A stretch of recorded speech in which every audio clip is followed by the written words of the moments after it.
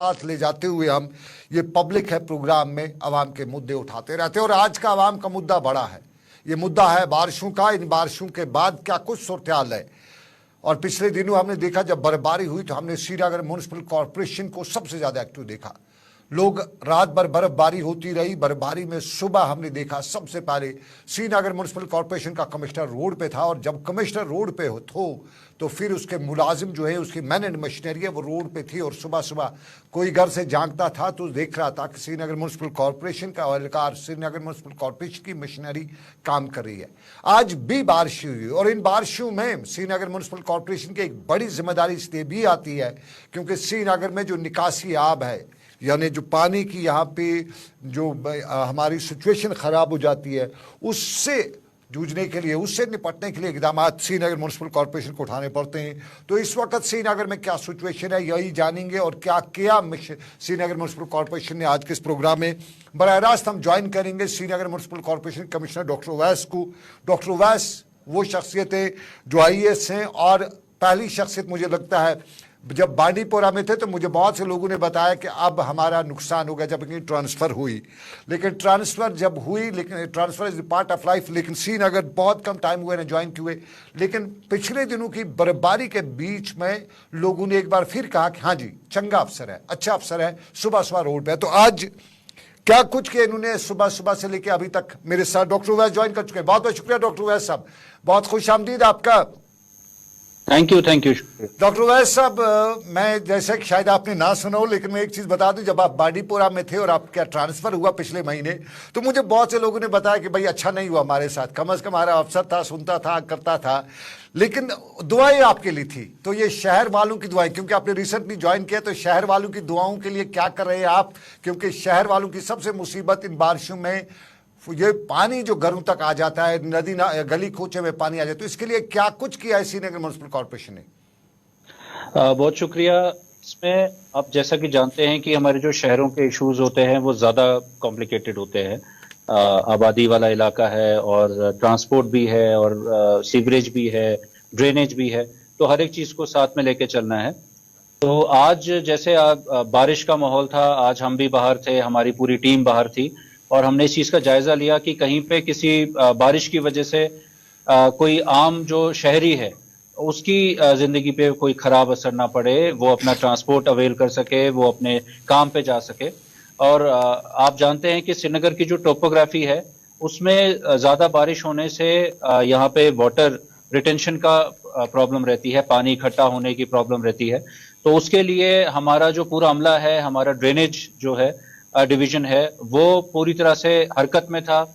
कल रात से ही हमारा पूरी रात हमारे जो इंजीनियर्स हैं, हमारे जो बाकी स्टाफ हैं, हम उनका देख रहे थे काम कि वो ड्रेनेज स्टेशंस पे जा रहे थे और देख रहे थे कि पूरी तरह फंक्शनल हो। तो 97 हमारे पास परमानेंट ड्रेनेज स्टेशंस हैं, तो वो सारे के सारे 24 घंटे से काम कर रहे हैं और कहीं पे कोई दिक्कत नहीं है। उसी के साथ साथ हमारे पास 127 मोबाइल जो वाटर पंप्स होते हैं, जो कि डीवाटरिंग पंप्स होते हैं, जिनको हम अलग अलग जगह डिप्लॉय कर सकते हैं, लगा सकते हैं जहां पे हमें पानी निकालने की जरूरत है। तो वो भी फंक्शनल है, वो भी पूरी तरह से फंक्शनल है, वो भी हम जगह जगह पे हमने डिप्लॉय किए हैं। किसी जगह से कोई ऐसी कंप्लेंट या कोई ऐसी प्रॉब्लम नहीं आई है। और जबकि आप जानते हैं कि बारिश लगातार हो रही है और इतनी बारिश में नॉर्मली पानी इकट्ठा होने का चांस बहुत ज्यादा रहता है। तो लेकिन फिर भी अभी तक सिचुएशन अंडर कंट्रोल है क्योंकि हमारी टीम पूरी तरह से एक्टिव है और ऑन ग्राउंड है, और जितने भी हमारा मैकेनिकल स्टाफ है, जो भी हमारे इक्विपमेंट्स हैं, वो सही सही जगहों पे डिप्लॉयड है। डॉक्टर उवैस साहब, स्मार्ट सिटी अभी आप देखते हैं, और स्मार्ट सिटी के बाद आज हमने श्रीनगर में या लाल चौक में पहली बार देखा पानी नहीं चढ़ा था, लेकिन स्मार्ट सिटी अभी सारे में नहीं फैली हुई है, सारी जगहों पे नहीं पहुंची है। तो जहां जहां अभी तक स्मार्ट सिटी का काम नहीं हुआ है वहां अभी भी ड्रेनेज प्रॉब्लम्स रहती हैं। तो उन इलाकों पे आपकी प्रायोरिटी क्या है, उन लोगों को मशवरा क्या देंगे, और मैन एंड मशीनरी जो आपने लगाई है वो किस तरह से एक्टिव है उन एरियाज में? देखिए, हमारी कोशिश यही है कि स्मार्ट सिटी के अंदर जो प्रोजेक्ट्स हो पाए वो बहुत अच्छा, लेकिन अब हमें एक बेंचमार्क मिल गया है कि किस तरीके से काम किया जा सकता है जो बाकी जगहों पर भी, और किस तरीके से इंटीग्रेटेड अप्रोच से कि बाकी डिपार्टमेंट की भी मदद लेके, अब वो यूईडी हो या बाकी डिपार्टमेंट्स हो, तो हम जो अपना बाकी ड्रेनेज सिस्टम है या सीवरेज सिस्टम है उसको पूरा मॉडर्न तरीके पे बनाया जा सकता है। तो उसी पे काम कर रहे हैं। हमने जो हमारी प्लानिंग है, अगले साल का जो हमारा प्लान है, जो हमारे फंड्स हैं, उसको हम ये कोशिश करेंगे कि वो प्लान्ड वे से अलग अलग जो इलाके हैं श्रीनगर के, वहां पे काम उठाए जा सके। और जो वहां का जो ड्रेनेज है, खासतौर पे ड्रेनेज को लेके बहुत ज्यादा ग्रीवेंस रहती है, तो जो ड्रेनेज की कोई ग्रीवेंस ना रहे, वो हमारा पहली प्रायोरिटी है। और उसी के साथ साथ जो अब हमारे पास, आप जानते हैं कि 1600 किलोमीटर के करीब हमारे पास रोड्स एसएमसी को ट्रांसफर हुई हैं, और इवन वाटर सप्लाई भी है। तो वो भी हम कोशिश कर रहे हैं कि होलिस्टिक प्लान बना के जो ट्रांसपोर्ट है, वाटर सप्लाई है, ड्रेनेज है, वो सारी चीजें हर इलाके में अच्छे तरीके से अप टू डेट हों। डॉक्टर वैद साहब, एक सवाल जो है, इस ड्रेनेज फेलियर के लिए सिर्फ सरकारी जिम्मेदार नहीं है, क्योंकि अगर जो पिछली सरकारें, पिछले 50 सालों से हमने देखा सरकारें आती गई जाती गई और उन दौरान जुगाड़ किया उन्होंने, लेकिन ओवरऑल अगर देखा जाए तो ये जो हमारे बॉटलनेक्स हमने बनाए हैं, फ्लड चैनल्स को हमने बंद किया है, कहीं पे लोगों ने ही कहीं दारुल बना दिया, कहीं मस्जिद बना दी, कहीं शॉपिंग कॉम्प्लेक्स बना दिया। तो इन फ्लड चैनल्स को, जो हमारे निकासी का जो सिस्टम है, क्योंकि ये सबसे बड़ी रुकावट है इस वक्त ड्रेनेज की प्रॉब्लम है श्रीनगर में, तो इनको साफ करने के लिए क्या कोई इकदाम है? कोई सरकार की जो कानून की हुक्मरानी उन पर लागू होगी? आप जानते हैं कि जैसे जहाँ पे इंक्रोचमेंट्स रहती हैं, या खासतौर पर फ्लड स्पिल चैनल की हम बात करें, तो उसको पिछले, अगर हम 10 साल पहले से बात करें या इवन 4-5 साल पहले की बात करें, तब से और अब में बहुत फर्क है। आज इंक्रोचमेंट्स भी हटाई गई हैं और वो थ्रू हैं, उनमें और काम किया गया है ताकि उनकी कैरिंग कैपेसिटी बढ़ाई जा सके। बट हाँ, ये भी जरूरी है कि हम जो शहरी हैं, हमें ये समझना चाहिए कि ये फैसिलिटीज हमारे लिए हैं और इमरजेंसी में इनका बहुत ज्यादा इस्तेमाल होता है, तो उस पर इंक्रोच ना करें। और डॉक्टर वैस, श्रीनगर म्यूनसिपल कॉरपोरेशन के कमिश्नर हमारे साथ लाइव नशरियात में थे। किसी तकनीकी वजह से उनसे राब्ता मुनक़ता हुआ, दोबारा वापस करेंगे उनसे राब्ता कायम करने की, लेकिन इसके लिए जिम्मेदार हम हैं। अगर हम अपने चौक ना करें, डॉक्टर वैस बहुत बहुत शुक्रिया दोबारा ज्वाइन मुझे करने के लिए। जिम्मेदार तो हम हैं, शहरियों की भी जिम्मेदारी है, एक अच्छा शहरी होने का सबूत हमें भी देना है, लेकिन फिर भी कहीं न कहीं सरकार को जरा अपने हाथ भी सख्त करने पड़ते हैं, कानून को अपनी हुक्मरानी दिखानी पड़ती है। तो कुछ सख्त हाथ उठाए जाएंगे जिन्होंने इस तरह से इंक्रोच किया है हमारे वाटर बॉडीज को, हमारे जो पानी की निकासी के रास्ते हैं। बिल्कुल, सरकार की पॉलिसी बिल्कुल स्ट्रिक्ट है कि जो इस तरह के, देखिए, ये एक इमरजेंसी सिचुएशन क्रिएट कर सकते हैं अगर इस तरह से अगर इंक्रोचमेंट बढ़ती रहेंगी। लेकिन हमने ये देखा है पिछले 2-3 सालों में लोगों में भी अवेयरनेस बहुत ज्यादा आई है, और इस तरह की जो अगर हम कहीं पे जाते हैं और उनको बताते हैं कहीं पे इंक्रोचमेंट हो रही है, तो लोग भी समझते हैं। बट इंक्रोचमेंट को बिल्कुल भी एनकरेज नहीं किया जाना चाहिए, वो उस पक्ष में मैं हूँ।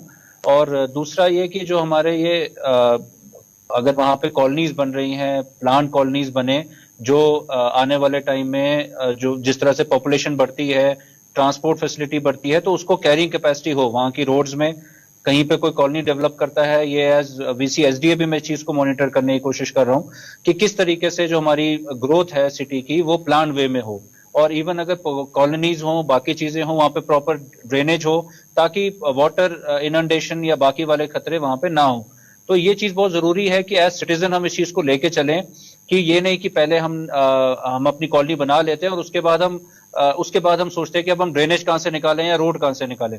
ये चीज भी जरूरी है। और दूसरा, अगर कहीं पे इलीगल कंस्ट्रक्शन आज के टाइम पे होती है और खास तौर पे वाटर स्पिल चैनल पे होती है, तो उसके खिलाफ कड़े कदम उठाए जा सकते हैं, कानूनी कार्रवाई हो सकती है। तो ये आपके माध्यम से मैं लोगों को बताना चाहूंगा कि वाटर स्पिल चैनल्स और वाटर चैनल्स को बिल्कुल इंक्रोच ना करें। डॉक्टर वैस साहब, लास्ट पे एक सवाल जो है, बांडीपोरा रहे, आपकी एक अच्छी छाप है, वहां पे लोग आपको याद करते हैं, दुआएं देते हैं। श्रीनगर बहुत कम टाइम हुआ आपको ज्वाइन किए हुए और पहली बार आप श्रीनगर में हैं, बाबा शहर भी है अब आजकल, तो ये शहर में आपकी छाप को भी और में कितना टाइम लगेगा, वो शहर की छाप जो लोग याद करके बताएं कि हाँ भाई चंगा हुआ शहर में? चलिए, हमारी तरफ से कोशिशें हैं, हम तो अपना काम कर रहे हैं, और मुझे पूरी उम्मीद है कि जितनी मेहनत से हम लोग काम करेंगे, हमारी पूरी टीम काम करेगी। और वैसे भी एसएमसी का मैं आपको एक चीज बताऊं, मैंने आके यहाँ पे देखा कि एक एक मुलाजिम जो है, लगभग 5000 मुलाजिम होंगे, और एक एक मुलाजिम जो है वो अपना 100% देता है, खास तौर पे जो फील्ड का मुलाजिम है। तो छाप तो ऑलरेडी है एसएमसी की। अब मैं अलग से कोई छाप अपनी नहीं डालना चाहता हूं। मैं यही चाहता हूं कि जो लेगेसी है इसको और आगे लेके जाएं और बेहतर काम कर सके एज कॉर्पोरेशन, जो हमारी और ज्यादा काम और अच्छा काम करे। बहुत बहुत शुक्रिया डॉक्टर उवैस साहब हमें ज्वाइन करने के लिए। श्रीनगर म्युनिसिपल कॉर्पोरेशन के कमिश्नर डॉक्टर उवैस अहमद, बहुत शुक्रिया। और आपको नाज़रीन थोड़ा सा बताते चले, पिछले दिनों जब श्रीनगर में बर्फबारी हुई तो आम लोगों ने बताया कि कमिश्नर सुबह सुबह रोड पे था, गली नुक्कड़ पे था। तो जब कमिश्नर गली नुक्कड़ पे उस बर्फबारी में हो तो फिर बर्फ साफ ना हो सड़क पे हो नहीं सकता है। और आज सुबह सुबह भी जब कमिश्नर खुद रोड पे हो, तो गली नुक्कड़ पे हो, तो फिर ड्रेनेज ठीक नहीं चल सकता है, तो क्यों नहीं चलेगा। हमने माजी में देखा अक्सर वो पंपिंग स्टेशन बंद होते थे, कभी बताया जाता था तेल नहीं है, कभी बताया जाता था कुछ और है, बिजली फॉल्टर है। लेकिन आज की डेट में हमें कुछ जगहों पे परेशानी आई क्योंकि उसके लिए हम भी जिम्मेदार हैं, लेकिन ओवरऑल हम कह सकते हैं कि उतनी परेशानी नहीं आई जो उतनी आनी चाहिए थी हमारे सिस्टम को देखे। और उसके लिए हमारे श्रीनगर म्युनिसिपल कॉर्पोरेशन के मुलाजमीन ने जिस तरह से काम किया, काबिल तारीफ काम किया। हमारा जो वाटर ड्रेनेज सिस्टम है, वो इंजीनियरिंग डिपार्टमेंट है, जिस तरह से उन्होंने काम किया, और उस काम में साफ जाहिर है कि ये सिचुएशन जो है, ये मुलाजिम जो सुबह रात को ही ड्यूटी पे निकला, पहुंचा, ड्रेनेज लगाया, ये सब जो है वो इसलिए कि खुद जब साहब रोड पे हो, साहब पहुंचे वहाँ पे और साहब पूछे उससे, तो फिर नीचे भी काम हो जाता है। तो ये बहुत शुक्रिया डॉक्टर उवैस ने जो जिस तरह से इस वक्त काम किया। लेकिन हमें अच्छी खबरें नहीं आ रही हैं वादी कश्मीर के दूसरे हिस्सों से। कुलगाम से हमें अच्छी खबर नहीं आ रही है, हमें शोपियां से अच्छी खबर नहीं आ रही है, लोगों में गम गुस्सा। और ये बुरी खबर हमें बुनियार उड़ी से आ रही है। बुनियार उड़ी में तस्वीर दिखा दीजिएगा आबिद, ये आज की लाइव नशरियात में ये तस्वीर हम दिखाएंगे आपको। ये सिचुएशन जो है, पहाड़ियाँ खिसक रही है और डिजास्टर मैनेजमेंट ने पहले ही बता दिया था कि पहाड़ों पे खिसक हो सकती है, वहाँ से फिसलन हो सकती है, वहाँ से ऊपर से तूदे आ सकते हैं, पत्थर आ सकते हैं। और जम्मू श्रीनगर हाईवे से लेके उड़ी के पहाड़ी इलाकों तक हमारे पास है। इरशाद अहमद बारामूला में है, वो इस वक्त जगह पे पहुंचे हुए हैं, पहाड़ी उस जगह पे जहाँ पे ये सारी सिचुएशन है। हम ज़रा उनसे जान लेते कि वहाँ पे क्या सिचुएशन है, क्योंकि कुछ नुकसान की खबरें भी है, कुछ जुज़वी तौर पे मकानों वगैरह को नुकसान पहुंचा है। तो हम इरशाद अहमद बारामूला से ज्वाइन करके पूछ लेते हैं। इरशाद, अगर आप तक मेरी आवाज़ आ रही है तो बता दीजिएगा, ये कहाँ पे बोनियार में किस जगह पे आया है तूफान, ये मिट्टी के तूदे पहाड़ किस तरह से खिसक आए और क्या नुकसान हुआ है? देखिए सलाम, पहले मैं क्लियर करूं, ये बोनियार का इलाका नहीं है बल्कि ये सरहदिया कस्बा उड़ी का इलाका है। और उड़ी में कुछ आज तेज जो आगे चली, जो हवाई चली, हालांकि उसके चलते जो है यहाँ पे मदरसा जो यहाँ पे दाखिल की बात करना चाहिए। आवाज़ थोड़ी सी इरशाद की सही नहीं आ रही है, एक बार इरशाद से दोबारा राब्ता कायम करेंगे, मैं जान सकूं ये बुनियार है या बिनियर है, कौन सा इलाका है। और हमारे नाज़रीन भी समझना चाहेंगे कि ये कौन सा इलाका है, क्योंकि ऊपर से जंगल जो है, पहाड़ जो है वो खिसक आए, और चूँकि नंगा जहाँ पहाड़ हो तो उसको ज़्यादा ख़तरा रहता है खिसकने का। तो इसलिए पहाड़ के आसपास की आबादी जो है उनसे भी गुजारिश है कि अगर आप दरख्त लगाएंगे तो आपके पहाड़ जो है वो खिसकना बंद हो जाएंगे। तो बारामूला में इरशाद के पास दोबारा चलते हैं। और इरशाद, ये ज़रा बताइएगा जगह कौन सी है, कहाँ पे है और नुकसान क्या हुआ है?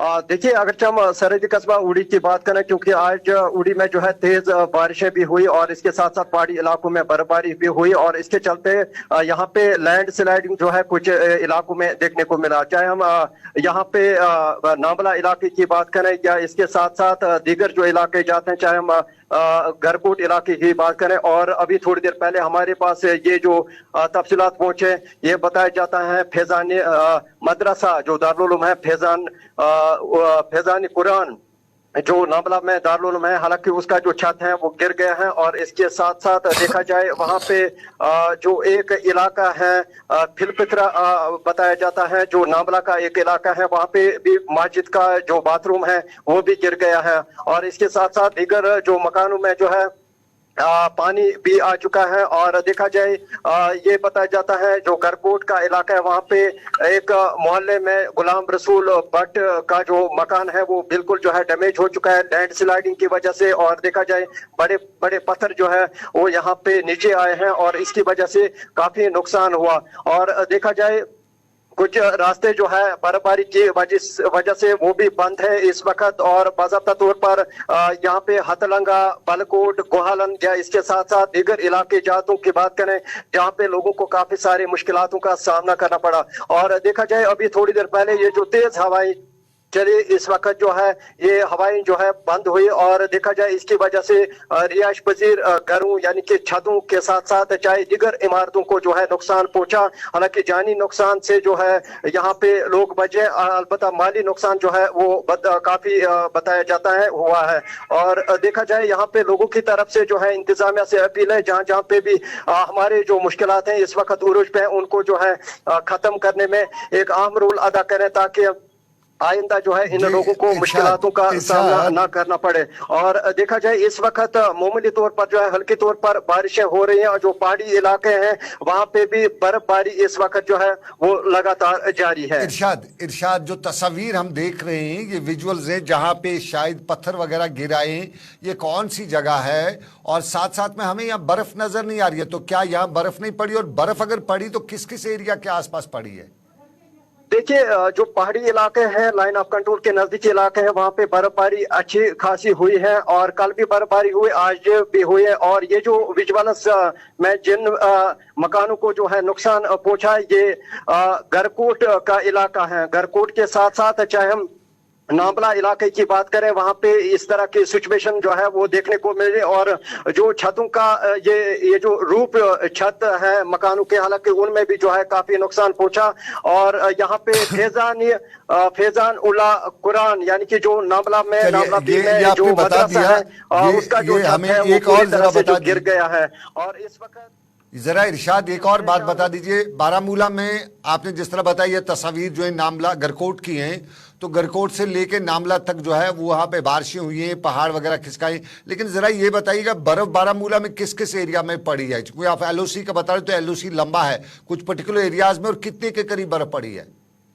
बारामूला में बर्फ नहीं पड़ी है। बारामूला के जो दूर दराज इलाके हैं वहां पे अच्छी खासी बर्फबारी हुई है। जो पहाड़ी इलाके हैं चाहे हम रफियाबाद के ऊपरी जैसे हैं, चाहे हम यहाँ पे गुलमर्ग या इसके साथ साथ दीगर जो मकामात हैं, चाहे हम भूनियार के जो ऊपरी वाले इलाके हैं, चाहे मैदानन, चोटाली, बनाली, वहां पे जो है बर्फबारी हुई है। जो इस वक्त यहाँ पे मैन टाउन के साथ साथ दीगर इलाकों की बात करें यहाँ पे इस वक्त हल्की तौर पर मामूली तौर पर जो है बारिशें हो रही हैं। और वाटर लॉगिंग की वजह से यहाँ पे रोडों के जो सड़कों के ऊपर जो है पानी आ चुका है, ड्रेनेज जो है वो ब्लॉक है कई जगहों पे, चाहे हम कांडबाग इलाके की बात करें या इसके साथ साथ खोजबाग या man town Baramulla municipal council के बिल्कुल जो है नजदीक, चाहे हम गर्ल्स हायर सेकेंडरी की बात करें, यहाँ पे सड़क के ऊपर जो नेशनल हाईवे है उसके ऊपर जो है पानी आ चुका है और लोगों को चलने फिरने में काफी सारी दुश्वारियों का सामना करना पड़ रहा है। अगर देखा जाए यहाँ पे म्युनिसिपल काउंसिल या दीगर जो इदारे हैं उनकी तरफ से पहले से जो है यहाँ पे ये कहा जाता है हमने यहाँ पे तमाम तर इंतजाम जो है वो मुकम्मल किए हैं। मामूली तौर पर जो बारिशें हुई और इसके चलते जो है आज लोगों को जो है इस बारिशों के चलते जो है काफी सारी मुश्किलातों का सामना करना पड़ रहा है। इरशाद बहुत शुक्रिया, आपने पूरी तफसील दी। 5:30 बजने को हैं और 5:30 बजे आप बता रहे हैं कि अभी बारिशें हुई हैं। बारिशें अभी इस वक्त वादी कश्मीर के मुख्तलिफ इलाकों से हो रही हैं, पहाड़ी इलाकों में, ख़ासतौर पे नॉर्थ कश्मीर के कुपवाड़ा ज़िले में बर्फबारी की खबर आ रही है। लेकिन इन बारिशों की वजह से कुछ लोगों को परेशानी भी हुई। सरकार ने रस्तों को तो मेन रस्तों को साफ़ किया, गली कुचों से अभी तक बर्फ़ नहीं हटाई गई और साफ जाहिर है बर्फबारी ज़्यादा हो रही है, तो इसमें अभी हटाने की सिचुएशन जो है वो नहीं है। ये तस्वीर कुपवाड़ा की हैं। कुपवाड़ा की ये वादी लोलाब का इलाका है और वादी लोलाब के इन इलाकों की ये तस्वीर है जहाँ बर्फबारी है। ये निचले है, ये खुमरियाल का इलाका है। खुमरियाल के इलाके में इसी तरह की बर्फबारी होती है। लेकिन ज़रा सा आगे बढ़े इससे तो आगे आपको कलारूस आएगा, आगे आपको जो वादी लोलाब के दूसरे इलाके आएंगे तो वहाँ पे अच्छी खासी बर्फबारी होती है। तो ये मेन चौक का जो खुमरियाल का है वहाँ पे इसी तरह की सूरत-ए-हाल रहती है, ज़्यादा बर्फ़ नहीं होती है। और इसी सारी सिचुएशन में हम आपको ज़रा कुलगाम की तस्वीर भी दिखा देंगे। कुलगाम की तस्वीर में हम आपको दिखा देंगे कि लोग सरापा एहतजाज थे, क्योंकि लोगों का कहना था कि ड्रेनेज जो है वो सही नहीं है, पानी घरों में आया। और हंदवाड़ा के अस्पताल की तस्वीर जो है वो सोशल मीडिया पे बड़ी वायरल हो रही है। हंदवाड़ा के अस्पताल के बाद ये कुलगाम की तस्वीरें, टोटल ड्रेनेज जो है चौक हो चुका है। और इस ड्रेनेज के चौक होने के लिए न आई जिम्मेवार न माई जिम्मेवार, इसका जिम्मेवार मैं ही हूँ। इसका जिम्मेवार खुद यहाँ का शहरी है, क्योंकि इन्होंने पॉलीथीन लगाया, इन्होंने बाकी चीज़ें लगाई, तो उसके बाद हमारा ड्रेनेज बंद होना था। इंतज़ामिया अब उसको निकालने की, ड्रेनेज को साफ़ करने की कोशिश करी है, लेकिन इसमें तो किसी को इल्ज़ाम दिया नहीं जा सकता, क्योंकि हमने पॉलीथीन का इस्तेमाल किया, उसको फेंका, वो नदी में गया, पानी आया। आज भी बहुत से इलाकों से पानी के साथ पॉलीथीन बहता जा रहा था, तो आगे कहीं न कहीं किसी जगह पे उसको चौक तो होना था। ये हंदवाड़ा की तस्वीर है। तो इन हंदवाड़ा की तस्वीर में इंतज़ामिया तमाशा देख रही है, ज़ाहिर करेगी भी क्या, लोगों ने ये दिखेगा ना, आप दिखेगा पानी, बॉटलें वगैरह, ये सब कुछ है। तो सफाई सुथराई के हवाले से हम जब कहते हैं कि सफाई निस्फ ईमान है, तो हंदवाड़ा में निस्फ ईमान ये नज़र आ रहा है। तो ये वो सारी सिचुएशन है जिसमें हमें भी एहतियात करने की ज़रूरत है। ऐसा नहीं है कि हम सिर्फ सरकार को ही दोष दें, सरकार की जिम्मेदारी है। हम सरकार को मोर्द इल्ज़ाम में ही ठहराते नहीं तो वो भी सही नहीं है, सरकार की जिम्मेदारी। लेकिन सबसे पहले हमें अपने आप को देखना है कि हम खुद कितने पानी में हैं, और इस पानी में हम जब खुद होते हैं तो उसके बाद हमें ये वाला पानी देखना पड़ता है। और इसके लिए हम जिम्मेदारी अपनी कबूल करें। हम ये ख्याल करें कि नेक्स्ट टाइम हम अगर पॉलीथीन को रोकने में, पॉलीथीन को बैन करने में जो सरकार की कोशिशें हैं, यूजुअली सरकार की सभी कोशिशें जब तब तक कामयाब नहीं होती हैं जब तक न आवाम उसको सपोर्ट करे। तो दिल्ली चलते हैं, चलते चलते अरविंद केजरीवाल पे सीबीआई के छापे वगैरह भी हुए हैं। उस सारे के बीच में अरविंद केजरीवाल क्या बता रहे, सीधा दिल्ली चलते हैं। कश्मीर के मौसम के मिजाज को एक तरफ